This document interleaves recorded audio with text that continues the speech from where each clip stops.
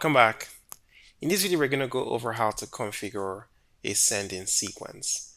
I'm currently working with a template here called test proposal. We are in the Inhouz sign builder. The Inhouz sign builder is built on top of the Inhouz Cloud app builder, which enables you to build dynamic data-driven e-signature applications.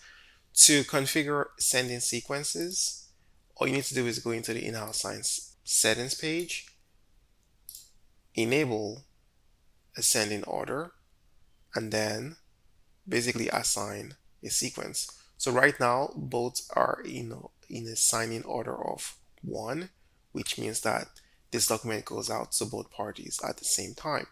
If I changed this to 2, if I change the employee role to receive it secondly, then what happens is that the boss role or the boss recipient signs, and then the document is sent to the employee recipient.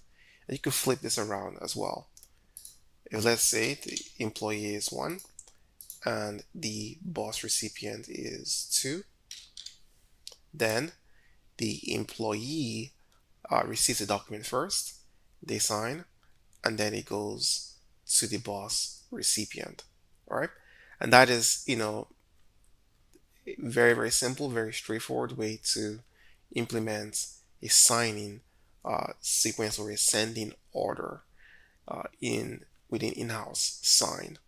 All right, that's it for this video. See you in the next one.